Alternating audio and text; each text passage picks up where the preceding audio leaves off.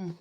Hi friends, இன்னைக்கு நான் என்ன பண்ணுறேன்னா சர்க்கரை பூசணி குழம்பு இன்னைக்கு வைக்க போகிறேன். இது வெள்ளை பூசணி நம்ம சாப்பிடலாம். அது மாதிரி இது பரங்கிக்காய்ன்னு சொல்லுவாங்க, சர்க்கரை பூசணின்னு சொல்லுவாங்க. இது நமக்கு நல்லா வெயிட் லாஸ், நீர் சத்து உள்ள காய், நல்லா வெயிட் லாஸ் பண்ணுறதுக்கு. அப்புறம் இந்த மட்டன் சாப்பிடாதவங்க இந்த நான் வெஜிடேரியனில் இது மட்டன் குழம்பு மாதிரி இந்த இது வாசனை இருக்கும், சாப்பிடுவாங்க. எப்படி பண்ண போகிறேன்னு பார்ப்போமா? ஓகே. அப்புறம் அதுக்கு தேவையான பொருட்கள் சொல்லட்டேன்.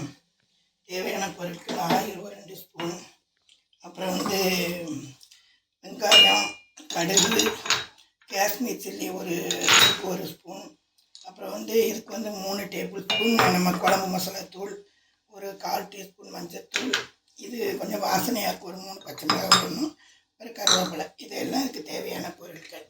அப்புறம் இந்த இதை எப்படி நம்ம கட் பண்ணுறோன்னு பார்த்தீங்கன்னா, இதை இப்படி கட் பண்ணி இதுக்கு தோலை எடுத்துருவோம் பார்த்தீங்களா.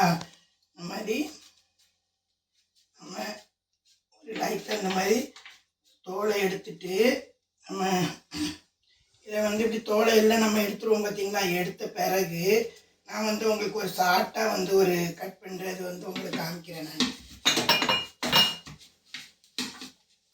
இப்படி நம்ம தோலெல்லாம் எடுத்த பிறகு தோலெல்லாம் நம்ம அப்படி கட் பண்ணி வச்சுருப்போம்ல. மொத்தத்தில் இந்த தோலை கட் பண்ணி இப்படி வச்சுக்கோங்க. வச்சுக்கிட்டு இதை குறுக்கே அப்படிலாம் வெட்டக்கூடாது. குறுக்கெல்லாம் வெட்டாமல் இந்த மாதிரி கட் பண்ணி தோலை சீவி நம்ம வச்சுருப்போம்ல, எல்லாத்தையும் மொத்தமாக அப்படி வைக்கும்போது நீங்கள் என்ன பண்ணுங்கள், இதை இந்த மாதிரிக்கு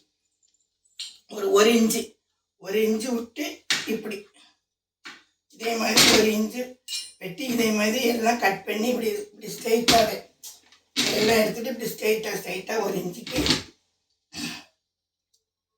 இப்படி கட் பண்ணி இப்படி வச்சுக்கோங்க. வச்சுக்கிட்டு இதை நம்ம என்ன பண்ணணும்னா, இந்த மாதிரிக்கு இப்படி இந்த மாதிரி 1 இன்ச்சிலே இப்படி நீங்கள் பீஸாக இந்த மாதிரிக்கு நீங்கள் துண்டு போட்டு வச்சுக்கலாம். ஓகே, அந்த மாதிரி பண்ணி வைக்கணும். அப்புறம் ஒரு அடுப்பில் ஒரு சட்டி வச்சுட்டு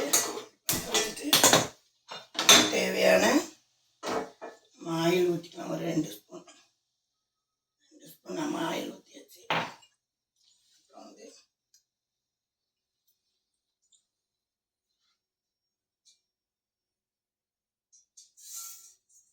அப்புறம் கடுகு 1 ஸ்பூன்,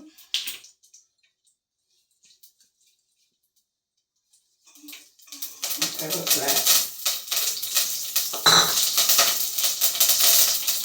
வெங்காயம். இதுக்கு ரொம்ப முக்கியமானது ஒரு 3 பச்சை மிளகாய் அப்படி உடைச்சி போடுங்க. அது ஒரு டேஸ்ட்டு. 3 பச்சை மிளகாய் இது துண்டை பீஸை பார்த்தீங்களா, இப்படி பீஸ் மாதிரி கட் பண்ணணும். அதுக்கு தான் அந்த 1 இன்ச்சில் நான் வெட்ட சொன்னது. நல்லா கரைஞ்சிரும். போட்டு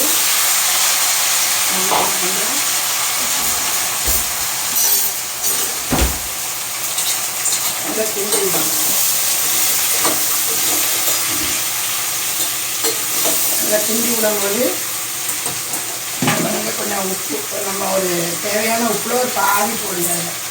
தேவையான உப்பு போடணும்னா அதுக்கு ஒரு பாதி கல் உப்பு போடுங்க.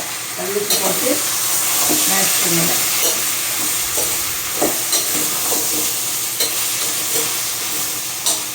எண்ணெயில் கொஞ்ச நேரம் வதக்கணும்.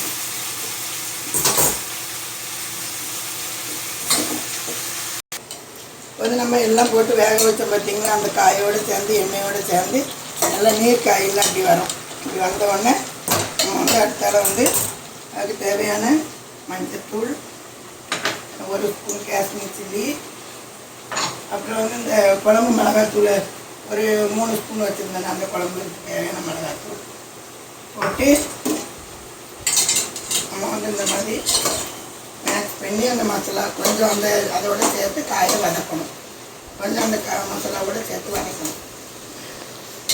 இப்போ நல்லா வதங்கிச்சு. நம்ம இப்போ என்ன பண்ணுறோம், இப்போ தேவையான அளவு நம்ம தண்ணி ஊற்றுறோம். தண்ணி ஊற்றி கொதிக்க விடணும். ஓகே ஃப்ரெண்ட்ஸ், இப்போ வந்து குழம்பு நல்லா கொதிச்சுட்டு பாருங்கள். குழம்பு கொதிச்ச உடனே நான் சொன்னேன்ல, இதுக்கு வந்து தேங்காய் வந்து ஒரு பொருள் போடணும்னு சொன்னல, ஒரு 2 சில் தேங்காய் நைஸாக வெண்ணெய் மாதிரி அரைச்சியில் போடணும். சரிங்களா? வெண்ணெய் மாதிரி அரைச்சி போட்டு அப்புறம் வந்து ஒரு இதுக்கு 1 ஸ்பூன் சீரகம், 2 ஸ்பூன் சோம்பு. இதுதான் வந்து குழம்பு ஹைலைட்டாக தூக்குறதுக்கு வாசனை. போட்ட உடனே உங்களுக்கு குழம்பு வாசனை வந்து மட்டன் குழம்பு வாசனை. இந்த குழம்புக்கு ஹைலைட்டான பொருள். ஓகே, போட்டு இப்படி கலக்கி குழம்பு கொஞ்சம் கொதிக்க விடணும்.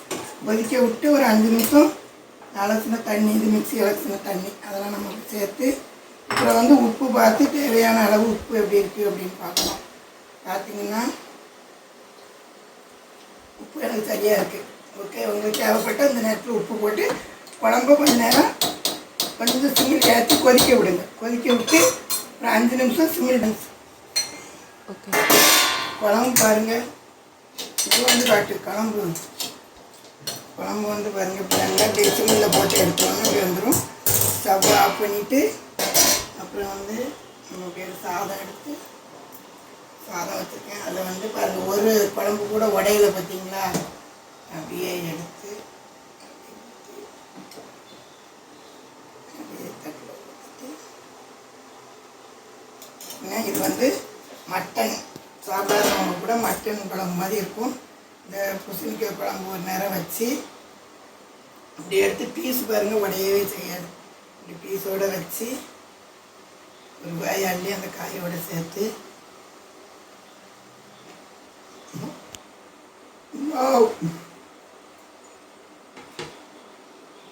சூப்பராக இருக்குது.